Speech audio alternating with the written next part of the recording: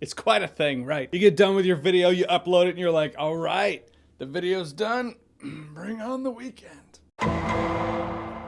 And now we're here. Why? Because in my Thor Love and Thunder spoiler video, some of the nitpicks, some of the things I said, it was incorrect information. This cannot stand. Also, I feel like Disney's gonna demonetize this. Better to have the Vader face looking at you than the Star Wars logo. Gotta think about this shit on this platform. So I dressed up in my Sunday best, robe, t-shirt.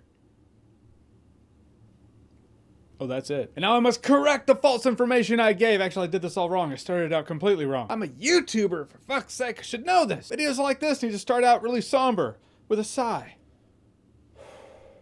Hi. Also, spoiler warning. Spoiler warning is warranted. This video is me talking about things I said in my Thor Love and Thunder spoiler review. I'm really excited to make this video. I don't know why. It seems fun. So let's kick back, relax, have a fun time, a good conversation.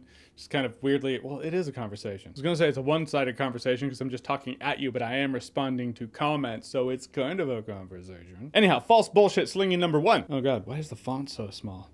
I'm just gonna put an overlay on the screen so you don't see me reading it like this, like an idiot. But in my video, one of the things I said was that the sword was corrupting Gorr, and I was like, why can't you just have bad guys be bad guys? Someone said, I think the sword was corrupting Gorr in the physical sense, but his actions and motivations were all his own. Which, funny enough, that conversation is in the comment section. There are people who see it how I saw it. They're like, no, that's how I saw it. And other people who were like, no, the sword wasn't corrupting him. It was just making him physically messed up, but his actions were still his own. And that might very well be true. This is one of the ones I'm like, I still see it how I said it. But Gorr does feel like a completely different character, you know? At first, he's like Gorr, who looks like Quan Chi's really cool brother. Then he goes to looking like Christopher Walken in Sleepy Hollow had a kid with a Sith Lord nightmare. And he acts a little different, you know? At first, he just kind of acts like a dude who's in pain. Then he goes out of his way and even takes pleasure in terrifying the living shit out of children.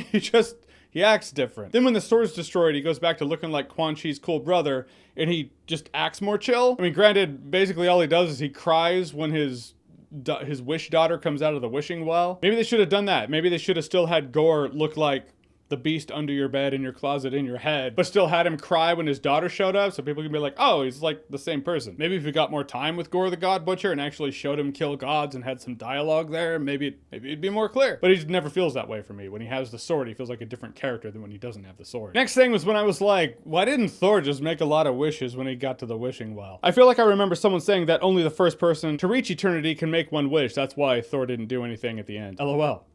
Props to the LOL touch. I like that. I'm gonna be honest with you. I don't remember that at all. Which is probably the biggest mistake I made in that entire video talking about Thor Love and Thunder at all, is I got the rating wrong. Apparently, it's just one of those not gonna remember it in T-1 day kind of jobs. Because apparently I didn't. But okay, this is pretty cut and dry. All right, this dude with the timestamp, which is very thorough. He didn't say kids who believed in gods had the power of Thor for a limited time, which would have been fine, blah, blah, blah. He said the kids who were worthy because they're pure of heart could borrow the power of Thor for a limited time. Well, my belief statement wasn't that they believe in Thor, it's that they believe that they were worthy.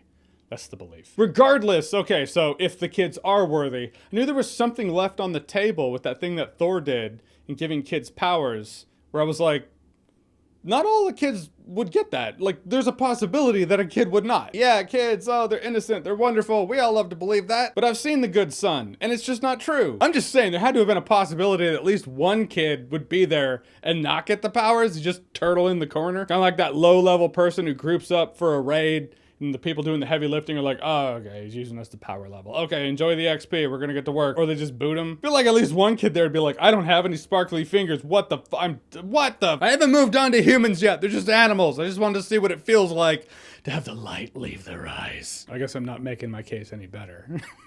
I'm just saying. About Thor sharing his powers with the kids, I think it's thanks to Zeus's thunder thingy. I like that. That's the official term now as far as I'm concerned. I was like, well, how did he give his power to kids, and couldn't he have done that in Wakanda when they were gonna fight Thanos? Turns out, plot twist that isn't really a plot twist. It, to its credit, is color-coded. So okay, it gives them the powers of Zeus, not Thor, so it couldn't have happened before this movie, because now he has the lightning bolt. The Zeus lightning bolt thingy. Because they had the yellow lightning, which is Zeus lightning. They didn't have the white lightning, which is Thor lightning. So those are basically it. The big three, anyway, which was like, why didn't he make a wish when he got to the wishing well? Was the sword corrupting Gorr? And how did he give lightning powers to the little kids? And why didn't he do that before this movie to other characters he might have run into? So there we go. Actually, we have a little bit of time.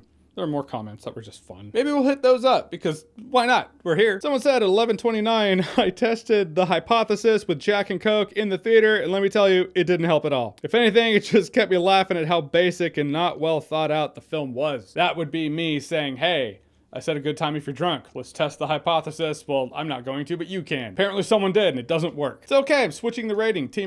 There you go. This is actually a pretty good one. I mean, it's one of those things where when you make new stories in an ever-expanding universe among different writers and directors, you run into situations like this. I wonder, why did Thanos spend all those years to find the stones or fighting Avengers when he could just try to find the center of the universe and make a wish? And this is the real explanation right here. You can have your canonical explanation, your story-based explanation, but in the end, it comes down to this. No one creating these movies when Thanos was the focal point knew this thing even existed. I love the fact that there are replies. There's a conversation happening of, well, Stormbreaker was the key to finding this thing. So yeah, I'm gonna go ahead and go with because they didn't know this thing was a thing. All right, in the end, the responsibility to right the wrongs of the misinformation I gave in a world where pop culture is the politics of the 21st century is done. Because, if that is in fact the case, being wrong about pop culture essentially is now categorized under misinformation.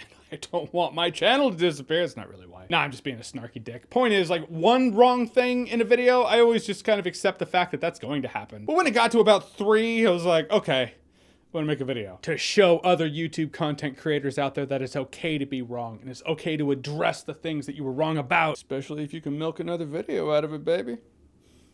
It's not the only reason. But no, this video is fun because it's a little different, and why not? Also, very important question. And I really do mean this. Where the fuck did all the Morbius memes come from?